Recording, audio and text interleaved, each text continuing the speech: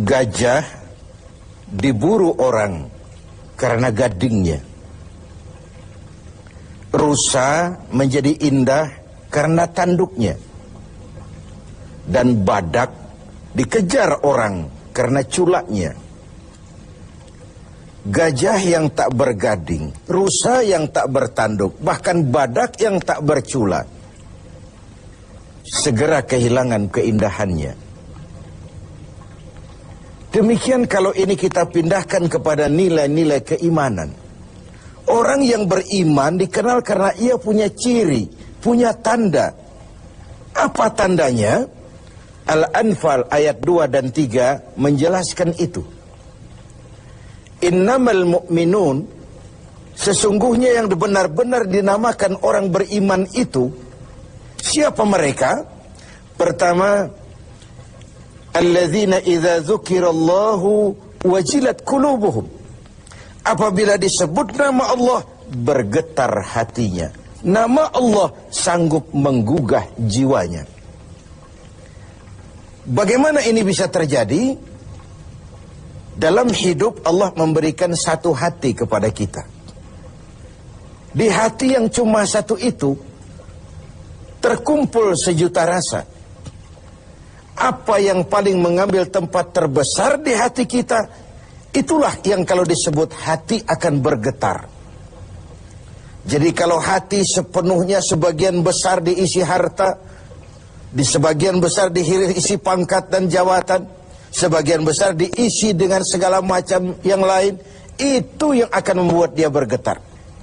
Orang-orang yang beriman, sebagian besar hatinya diisi oleh Allah. Nama Allah sanggup menggugah jiwanya, menggetarkan hatinya. Dari sini timbul sikap etika otonom. Sekarang ini pun ditekan orang. Hei, kamu korupsi ya? Biar aja. Orang kan tahu, nggak apa-apa. Tuhan kan tahu, biarin. Tuhan tahu nggak ribut. Tapi kalau orang tahu, 3 orang saja ribut sudah geger. Tuhan nggak ribut katanya. Bagaimana mau menggetarkan hati seperti itu? Orang yang beriman, sebagian besar hatinya diisi Allah. Sehingga kalau disebut nama Allah, bergetar, dan pada gilirannya sanggup menggetarkan hati orang lain. Bukankah pada satu saat ketika Rasul sedang tidur, datang orang kafir bernama Da'sur menghunus pedang. Muhammad, kalau saya tebas batang lehermu, siapa yang akan menolongmu sekarang? Dengan tenang dan tegar Rasul menjawab, Allah yang akan menolong saya. Mendengar kalimat Allah, Da'sur gemetar. Pedang jatuh, diambil oleh Rasul. Kalau sekarang saya balikan pedang ini ke lehermu, siapa yang akan menolongmu, Da'sur? Tidak ada ya Rasul, kecuali kalau kau mau memaafkan saya. Diberikan pedang itu oleh Rasul. Jangan ulangi lagi perbuatanmu. 2 sisi dari cerita pendek ini. Pertama, bagaimana mudahnya Rasul memaafkan orang yang nyata-nyata mau menghabisi jiwanya. Yang kedua, kalimat Allah ketika diucapkan oleh Rasul yang batinnya bersih, menggetarkan Da'sur, menggetarkan hati orang lain. Yang kedua, wa idza tuliyat alaihim ayatuhu zadathum imana. Orang beriman itu kalau dibacakan kepada mereka ayat-ayat Allah, bertambah keimanannya. Apa ayat Allah itu? Tanda-tanda Allah. Ada berapa ayat Allah? Ada 2. Pertama, ayat yang terucap oleh Allah, biasa kita sebut wahyu. Yang kedua, ayat yang tercipta oleh Allah, alam semesta jagat raya ini. Adapun orang-orang yang beriman melihat ayat Allah yang tercipta, membaca ayat Allah yang terucap, semakin bertambah imannya. Dia berdiri di tepi pantai, bukan main lautan luas terhampar biru membentang, ombak menghempas diri ke tepian. Kalau laut saja begini hebat, apalagi yang bikin laut. Allahu Akbar.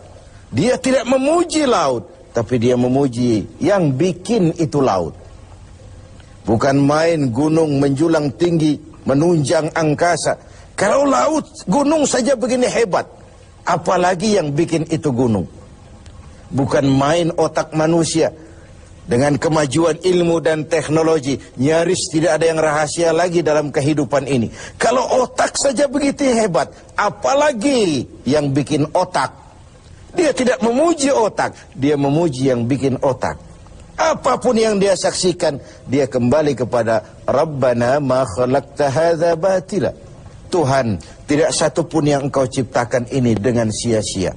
Baik ayat Allah yang tercipta, alam semesta jagat raya, baik ayat yang terucap, wahyu ini. Keduanya kalau dibacakan semakin menambah keimanannya. Kita pandai baca ayat yang terucap oleh Allah. Sering kita khatam Quran, tapi kita kurang pandai membaca ayat yang tercipta oleh Allah. Bumi ini ayat Allah, baca. Mengandung gas, minyak, batu bara. Pakai apa membaca ayat Allah di bumi? Pakai ilmu geologi. Angkasa luar ayat Allah, baca. Bagaimana membaca angkasa luar? Pakai ilmu astronomi. Laut ayat Allah, ada minyak lepas pantai, ada mutiara, ada kekayaan-kekayaan di dasar laut. Bagaimana membaca ayat Allah di lautan? Pakai ilmu oceanografi. Hasil pengkajian ini, Rabbana ma khalaqta hadza batila. Tuhan, tidak satu pun yang kau ciptakan ini sia-sia. Semua ada manfaatnya. Maka orang beriman semakin dibacakan ayat Allah, baik yang tercipta maupun yang terucap, imannya semakin tambah. Kajiannya kepada alam semesta makin mendekatkan dia kepada Allah Subhanahu wa ta'ala. Yang ketiga, wa ala rabbihim yatawakkalun. Orang yang beriman itu hanya berserah diri kepada Allah. Berserah diri artinya menyerahkan hasil usahanya. Bukan belum sudah terserah Tuhan saja, terserah Tuhan. Bukan. Tawakal itu bukan fase pertama, fase terakhir. Bekerja sebagaimana harusnya. Berusaha sebagaimana mestinya. Gunakan tenaga yang paling profesional. Pakai teknologi yang paling canggih. Setelah semua itu terlaksana, baru wa ala rabbihim yatawakkalun. Berdoa, mohon pertolongan Allah, kemudian berserah diri sepenuhnya. Kalau dia berhasil, dia tidak lupa diri. Kalau dia gagal, dia tidak putus asa. Bukan lalu kita jadi apatis. Bukan lalu kita belum apa-apa sudah terserah Tuhan. Tidak. Wa ala rabbihim yatawakkalun, menyerahkan segala hasil usahanya kepada Allah Subhanahu wa ta'ala. Dari situ dia husnuzon, baik sangka kepada Allah. Kalau gagal, cuma tertunda. Kalau berhasil, tidak lupa daratan. Dan husnuzon ini penting, sebab kalau tidak, buruk sangka saja kita. Saya akan sholatnya rajin, kok rezeki seret bener sih.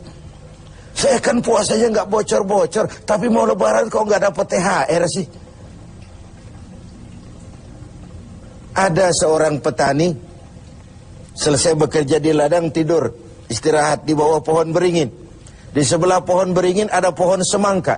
Sambil menerawang berpikir si petani, Tuhan kok tidak adil. Masa beringin pohonnya besar, buahnya kecil. Ini semangka pohonnya kecil, buahnya besar. Tidak adil ini. Tuhan bukan arsitek ulung. Mestinya supaya enak dilihat, beringin pohonnya besar, buahnya sebesar buah semangka. Semangka yang pohonnya kecil, buahnya sekecil buah beringin saja. Tidak adil Tuhan ini. Baru dia selesai berpikir Tuhan tidak adil itu, jatuh sebutir buah beringin tepat menimpa hidungnya. Dia terkejut. Astagfirullahaladzim. Kalau begitu Tuhan benar-benar adil. Coba kalau buah beringin sebesar semangka barusan jatuh nimpa hidung saya, kayak apa potongan saya sekarang? Ayo kita jujur. Dalam hidup kan kita sering begitu. 1 menit yang lalu dia masih berkata Tuhan tidak adil. 1 menit kemudian dia sudah berkata Tuhan benar-benar adil. Ini perlunya baik sangka kepada Allah Subhanahu wa ta'ala. Dan disitulah perlunya tawakal itu. Yang keempat, alladzina yuqimuna shalah. Orang beriman itu mendirikan solat. Selalu kata-kata solat bergandeng dengan aqimis solat. Dirikan, bukan kerjakan. Saya ingin berkata maaf, banyak di antara kita yang sudah mengerjakan solat, tapi belum mendirikan solat. Sebab mendirikan solat artinya mengerjakan solat dengan benar, cukup syarat rukunnya. Selesai solat, ajaran solat diterjemahkan dalam kehidupan. Ada kontinuitas, ada kesinambungan. Kalau sekedar mengerjakan saja, ya selesai pekerjaan, selesai. Habis solat, maksiat lagi. Habis sholat, sombongnya jalan terus. Habis sholat, pelitnya nggak pernah hilang. Beda dengan mendirikan. Ketika takbir, pada posisi berdiri, arahkan pandanganmu ke tempat sujud. Ini filosofinya apa? Kau kalau sudah di atas, ingat dengan yang di bawah. Kau sudah kaya, ingat sama yang miskin. Kau sudah berkuasa, lindungi yang rakyat jelata. Kau sudah jadi orang alim, bimbing yang awam. Solat, berdiri, arahkan pandangan ke tempat sujud. Ini mendirikan, bukan sekedar mengerjakan. Orang yang beriman punya sandaran vertikal. Ini yang penting. Punya sandaran vertikal kepada Allah saja. Kalau kita bersandar ke tiang, tiangnya runtuh, rubuh, kita jatuh. Kita bersandar kepada orang kaya, dia jatuh miskin, kita selesai. Bersandar kita kepada jenderal, dia pensiun, kita tamat. Orang yang beriman, alladzina yuqimunas shalah, dia hanya punya sandaran vertikal kepada Allah saja. Kalau hidup sudah mulai kita gantungkan kepada manusia, bersiaplah untuk kecewa. Berharap tentu, bergantung hanya kepada Allah. Yang terakhir, wa mimma razaqnahum yunfikun. Orang yang beriman ini menginfakkan sebagian dari harta yang diberikan Allah di jalan Allah. Dijadikannya harta itu sebagai alat, bukan sebagai tujuan. Diperbudaknya harta, bukan dia menjadi budak harta. Cari uang, tapi sudah dapat, hai uang, karena kau milikku, kau harus jadi budakku. Jangan aku yang jadi budak kau, uang. Cari harta, karena kau milikku, kau harus jadi budakku. Jangan aku yang kau perbudak.